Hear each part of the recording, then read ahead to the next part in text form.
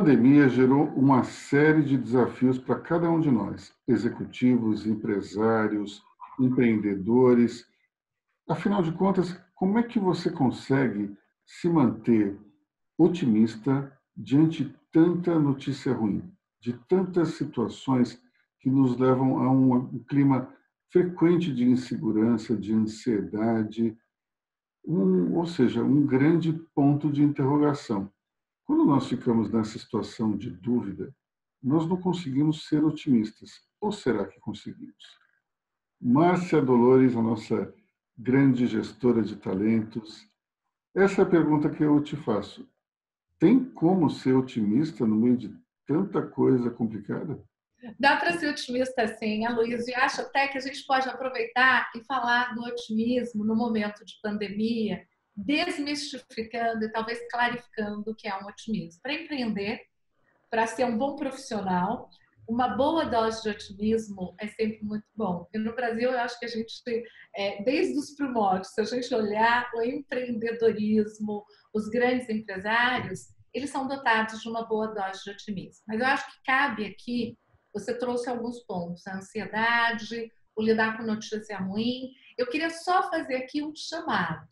A gente não tem só notícia ruim, Aloysio, a gente tem muita coisa legal acontecendo. A gente tem aumento de produtividade com taxas bem expressivas, a gente tem um repensar na forma de se trabalhar, a gente tem um modelo híbrido se instalando. Então, acho que nós trabalhamos anos e anos afinco em tecnologia e agora a gente vai fazer uso dela para ter uma melhor qualidade de produção e melhor qualidade de vida, talvez como nunca, até desde a era industrial, a gente nunca teve um momento tão interessante para pensar em equilíbrio de uma vida, que obviamente ainda não chegamos a ele, mas nós estamos abertos a isso. Eu acho que nunca se falou tanto em saúde mental, em saúde emocional, em como lidar, em como ser criativo diante de um desafio.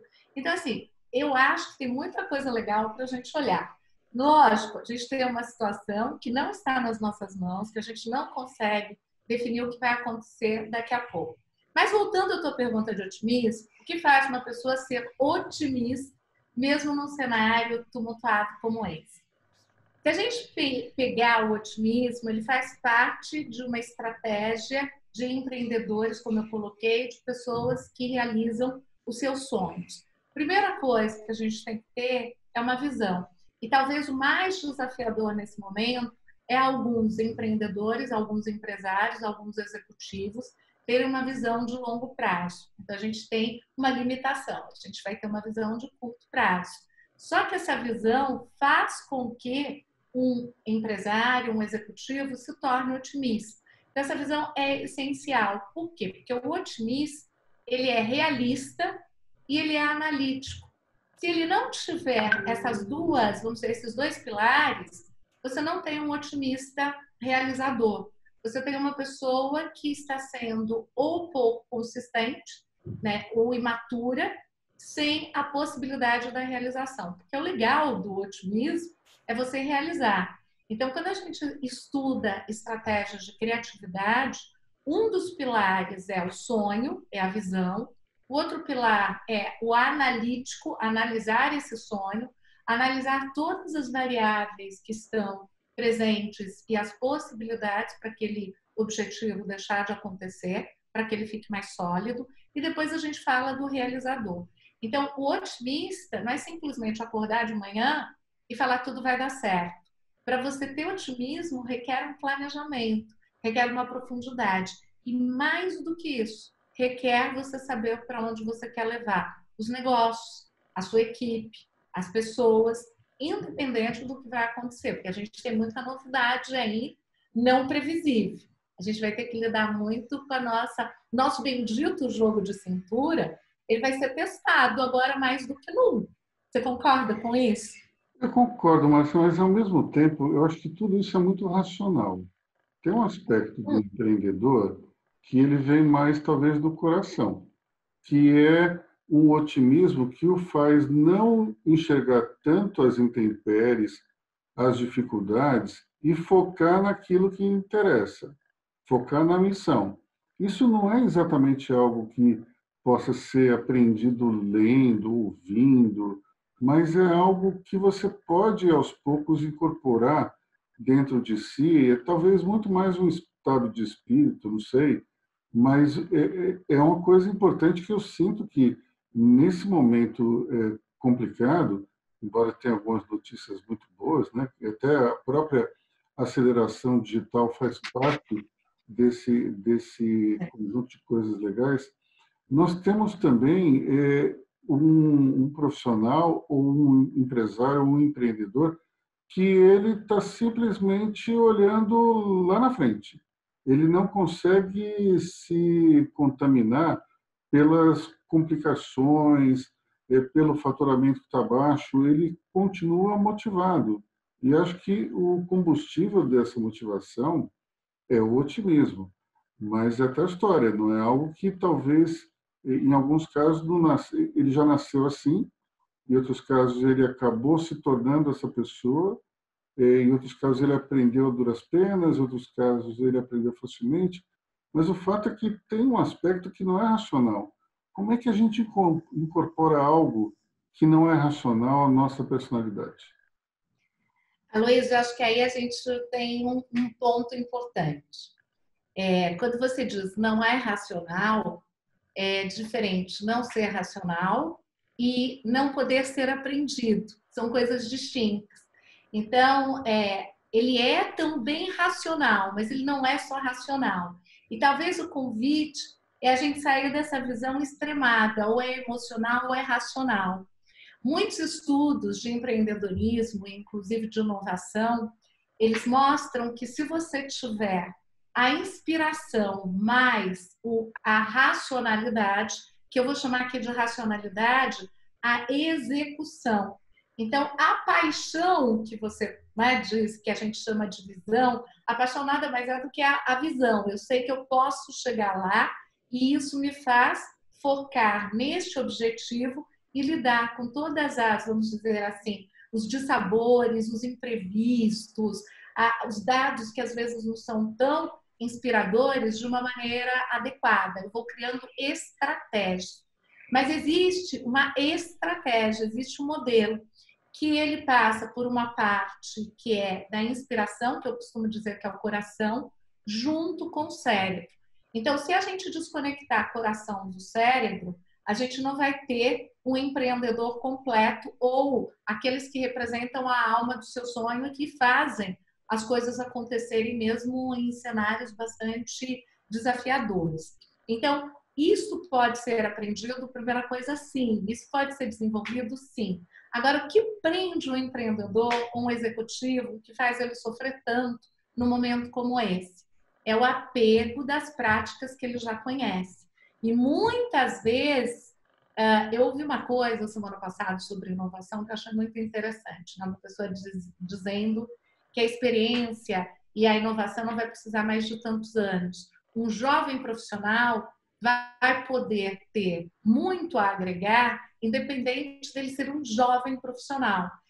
Uma pessoa ter mais tempo não necessariamente vai ser um fator decisivo para ela ter a melhor solução. E eu acho que isso é vamos dizer assim, uma disruptura com alguns conceitos que às vezes a gente fica apegado, né? Tipo assim, são tanto e até esta pessoa que é uma pessoa que trabalha inovações e visões de futuro, ela dizia o seguinte: quando a gente pede para um profissional não falar que ele tem tantos anos de experiência, acontecia uma coisa interessante. Ele não sabia muito bem como relatar o valor que ele teria para um cenário novo. E eu acho que nós estamos vivendo exatamente isso. Por exemplo, há um apego das práticas habituais. E talvez as práticas habituais elas estão passando por um desafio. Então, é natural que uma pessoa pense assim, poxa, eu tinha uma coisa que é uma coisa mais inspiradora, ela não é tão racional. Verdadeiramente, para um negócio dar certo, você tem as duas composições, você tem as duas, vamos dizer assim, as duas possibilidades, tanto a parte mais racional como a parte mais inspiradora, mais do coração, funcionando. Só que muitas vezes a pessoa não tem um olhar mais criterioso para isso, porque ela simplesmente vai fazendo. Então, é possível, sim, você adequar e criar estratégias? Sim, mas isso talvez solicite você reavaliar o que você fazia anteriormente e buscar caminhos talvez nunca percorridos. Agora, existe uma estratégia e até, lógico, não é você lendo que você vai conseguir fazer isso, mas talvez você lendo, você vai abrir a sua mente para fazer coisas diferentes. Talvez aprendendo um novo caminho, você consiga usar todo esse potencial que foi usado empiricamente, intuitivamente, e criar uma estratégia para isso. Juntando a emoção da paixão, o amor, o brilho no olhar, a uma estratégia de como fazer um pensar e considerando algumas variáveis. Agora, lógico, quando você tem este objetivo muito claro, você consegue lidar com as notícias que não são tão legais de uma maneira diferente do que quando você não tem este plano ou este objetivo tão claro. Você fica meio que à mercê. Ou você pode desconsiderar alguma coisa que faça a diferença. Então, a escuta, ela pode ser comprometida, né? Se você, de repente, não ouvir nada, né? Ou achar que não deve ouvir nada. Márcia, isso me leva talvez a um lado aí da discussão que eu confesso que eu nunca parei para pensar, que é o seguinte: Ai, que não, bom! tem uma coisa que todo mundo diz, que as pessoas precisam ter empatia e precisam ter inteligência emocional, especialmente na gestão de pessoas, tocando a sua própria empresa. Mas eu acabo de perceber uma coisa: são raras as pessoas que utilizam a inteligência emocional consigo mesmas. Ou seja, você Então, está você tá dentro de uma situação na qual havia uma série de práticas que precisam ser questionadas. Só que existe um lado seu que quer se apegar àquelas práticas antigas. E é esse o momento que um pedaço da sua cabeça não dialoga com o outro pedaço da cabeça também, que é tentar convencer de que isso aqui já não é mais importante e nós precisamos migrar para um novo cenário. Então, é preciso também ter uma auto-inteligência emocional nessa situação. muito, e que bom que você trouxe esse ponto e que houve esse despertar, porque grande parte do meu trabalho desde que começou a pandemia tem sido esse, de se desprender desta forma, porque ela é natural, e fazer essa conexão, porque é um reconectar com segurança, porque isso que você acabou de dizer faz com que as pessoas e os grandes empresários, e assim, de verdade, Aloysio, eu acho que já disse isso e vou reforçar. Nós estamos sendo testados, principalmente grandes empresários ou grandes empreendedores, a utilizar muito mais o seu potencial e talvez dar um salto quântico. Mas isso gera um certo temor. Então, o que, que acontece? É muito desafiador para um empresário ou para um grande empreendedor admitir que ele está, por exemplo, com medo e que requer uma palavra que eu tenho usado muito como competência, ser humilde para pensar. É importante, eu sei que isso parece um jargão que eu nem gosto muito, eu me reinventar, mas é mais ou menos isso. É como se eu fosse pegar aquelas práticas, eu fosse buscar uma segurança que existe nelas, mas que eu estou sendo solicitado a trilhar caminhos que são novos. Então, me fixar ou me prender a uma visão vai ajudar, saber o que eu quero desenvolver, mas também usar algo que você falou anteriormente, aprender coisas novas. E isso, embora a gente tenha aí, ai, nós amamos aprender, paralelo, né? Então, assim, é muito confortável numa zona de conquista falar, não, eu já sei fazer isso, eu já sei como tocar isso. Imagina que eu vou ter que aprender, imagina que eu vou ter que me deparar com as minhas vulnerabilidades. E realmente um empreendedor e um executivo bacana, quando eu digo assim, bacana, que vai fazer história bonita no pós-pandemia e durante a pandemia, ele vai sim ser convidado a olhar de frente à vulnerabilidade e contar com estratégias para lidar com a vulnerabilidade e fazer com que ela se torne estratégia, parte da estratégia do seu business. Se ele deixar de fazer isso, eu acho que ele vai ter talvez um período mais árido do que a própria pandemia. E olha que a gente nem sabe quanto tempo isso vai durar. Então, eu acho que ele acaba de definir, ou a cada instante que ele faz isso, ele vai definindo uma extensão desse período árido e cheio de angústias. A vulnerabilidade, ela vai ser importante, que é mais ou menos o que eu ouvi essa futurista, né, futuróloga, falando, que é o seguinte, porque eu estava olhando nesse momento o segmento da moda, que tem coisas muito interessantes que estão acontecendo. Por exemplo, o segmento da moda, não sei se você viu isso, que eu achei mega bacana, não vai ter mais 4 coleções por ano. Eles vão trabalhar só com 2. Por quê?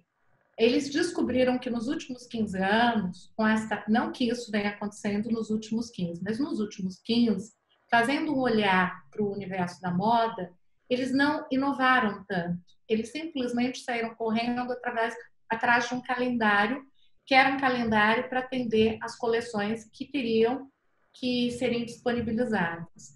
Então, este momento está fazendo este segmento se reinventar. Então, ele vai ter 2 coleções, volta-se a valorização para as modelistas, então uma coisa muito mais artesanal, uma coisa muito mais customizada, uma coisa talvez mais rentável, uma coisa mais intimista. Então, assim, estou falando de um segmento, né, que a gente acha que é um segmento que talvez não fosse pensar que existe uma oportunidade para se reinventar. Então, todos os segmentos terão que fazer vamos dizer, essa lição de casa, essa reflexão.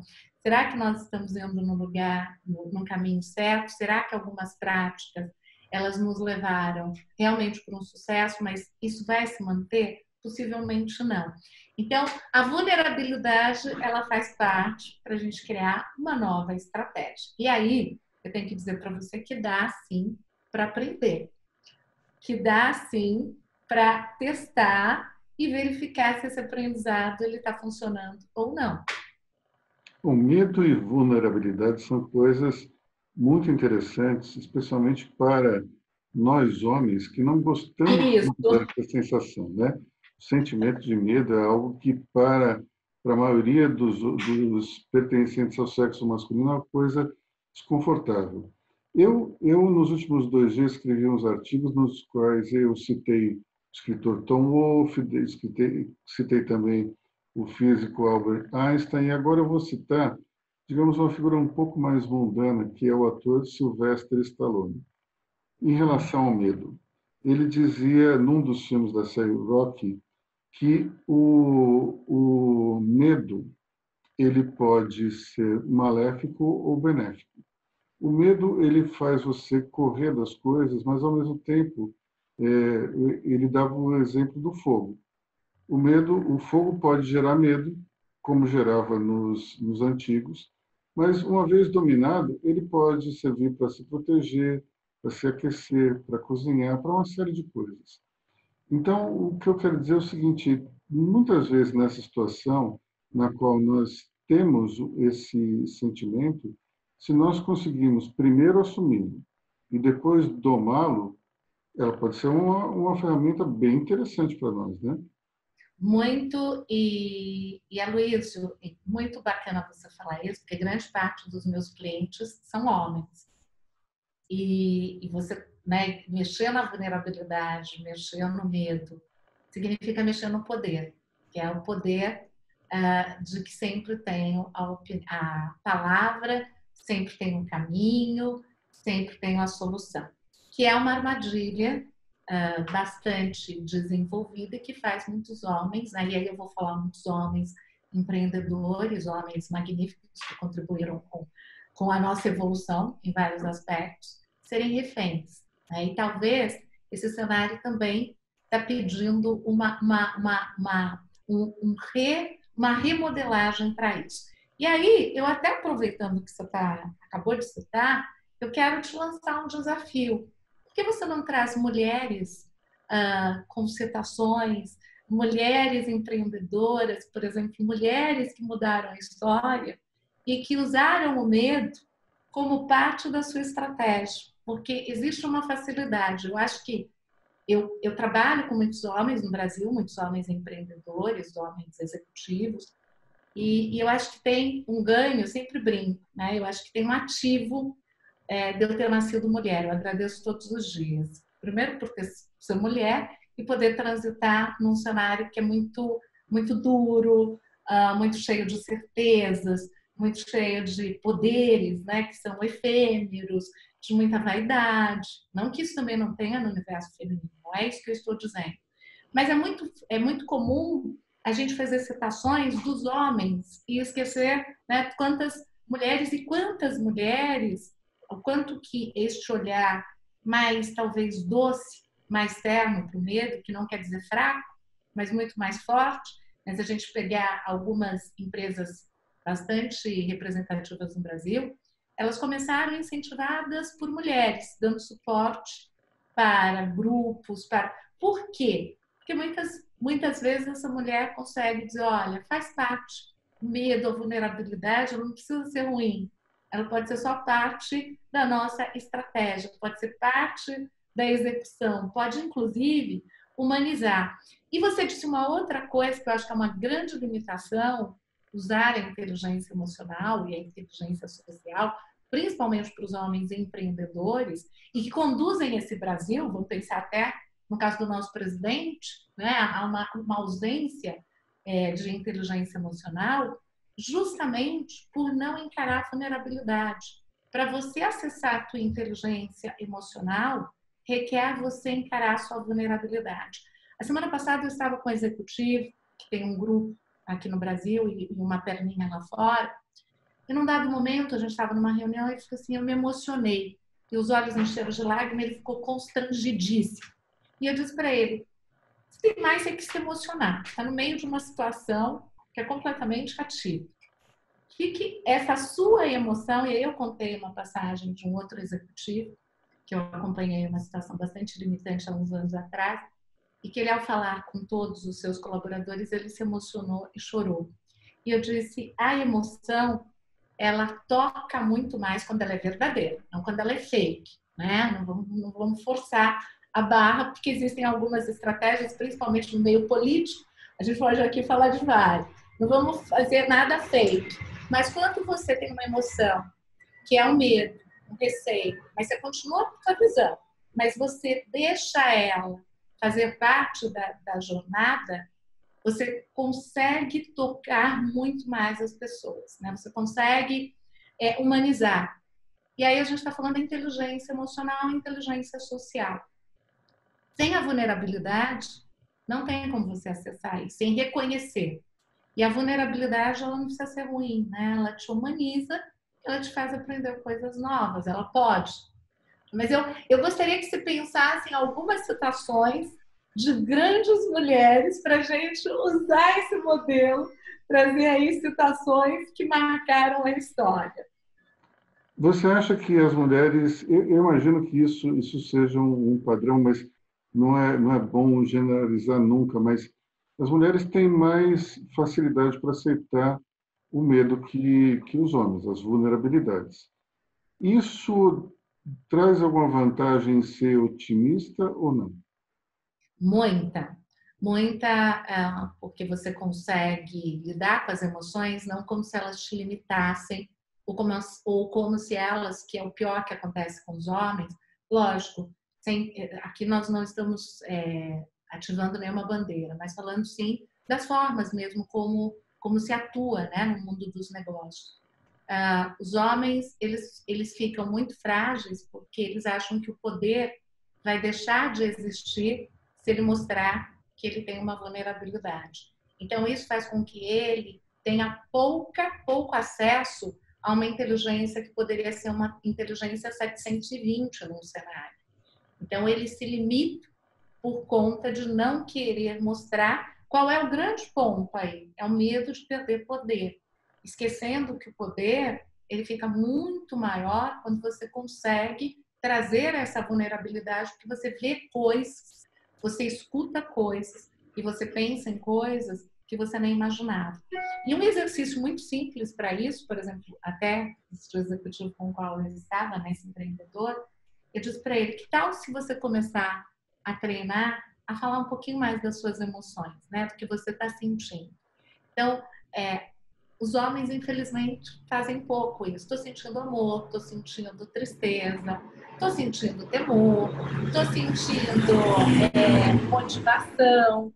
Normalmente só se fala quando está motivado, quando está empolgado, quando está, enfim, lá no auge.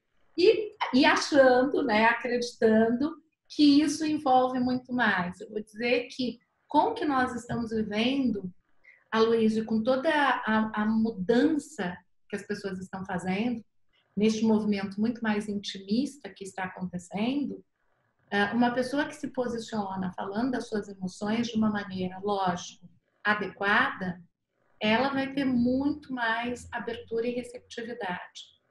Eu gosto muito de uma escritora que já não está mais aqui, chamada Doris Lessing, uma inglesa maravilhosa, na verdade não é uma inglesa, mas viveu grande parte da vida dela na Inglaterra.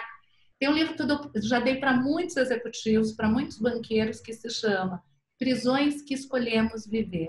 É um livro bem fininho, aliás, eu sou fã de toda, né? A obra dela eu amo de paixão, tem todos os livros. Mas esse é um livro muito interessante, que é isso, né? Eu já entreguei esse livro para inúmeros executivos, inúmeros banqueiros, inúmeros empreendedores.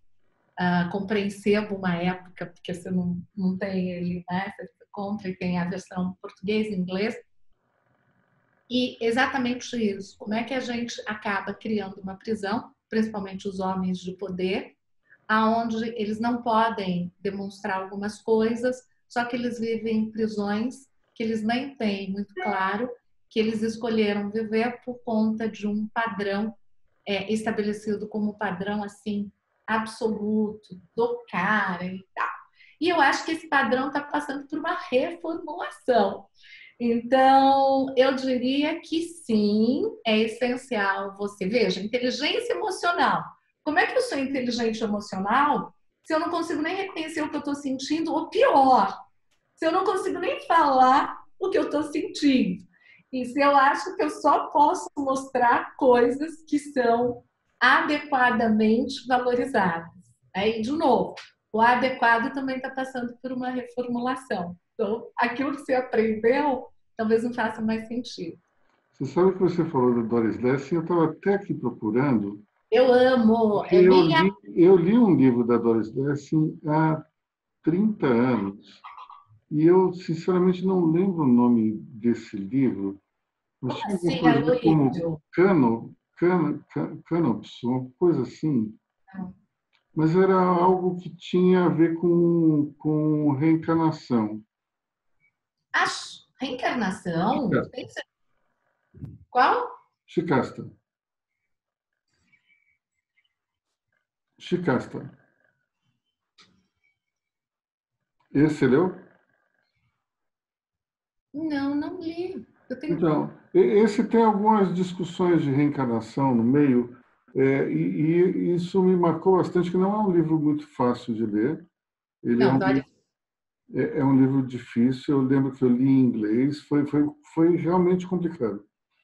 Mas a impressão que eu tenho é que as escritoras, geralmente, elas exploram muito bem a emoção nas suas obras, especialmente a questão, talvez, da dicotomia que existe entre o amor e o medo. É muito difícil um sentimento como o amor ele surgir sem que haja o medo da perda o acompanhando. Geralmente é a grande dicotomia que acaba movendo o ser humano dentro de um relacionamento amoroso, né? Sim, não, não Eu só só acho que... amoroso.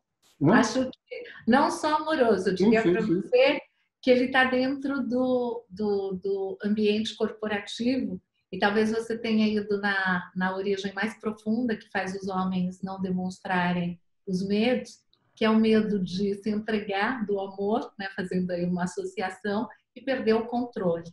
Então, acho que tem essa falsa ilusão de que há o controle no mundo corporativo. Eu controlo e controlo o amor que eu recebo dos meus fãs por empreender, por ser um cara tão bem-sucedido, por fazer uma vida executiva tão maravilhosa. Então, esse amor, ele está praticamente dado, conquistado e será eterno.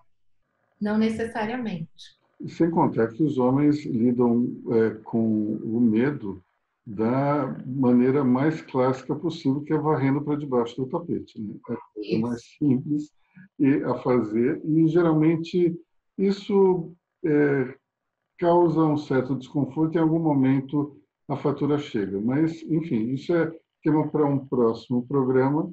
A gente vai ficando por aqui, já estouramos a nossa cota semanal, e nós vamos voltar, evidentemente, na semana que vem com mais assuntos relativos à gestão de talentos, às carreiras, a como os empreendedores, empresários executivos têm que se portar, ou precisam, ou coisas que eles precisam se ater, como, por exemplo, essa questão da vulnerabilidade que surgiu durante a pandemia e veio para ficar, né, Márcia?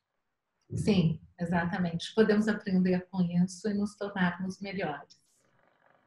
Então é isso aí, pessoal. Até o próximo programa. Na semana que vem, nós estaremos debatendo outro tema que vai estar aí, talvez, sendo discutido pela semana. Espero que dessa vez não seja algo com um pano de fundo assim, tanto quanto acridoce, como essa questão aí da vulnerabilidade, mas que possa nos levar para frente com algum otimismo. Então, até a próxima.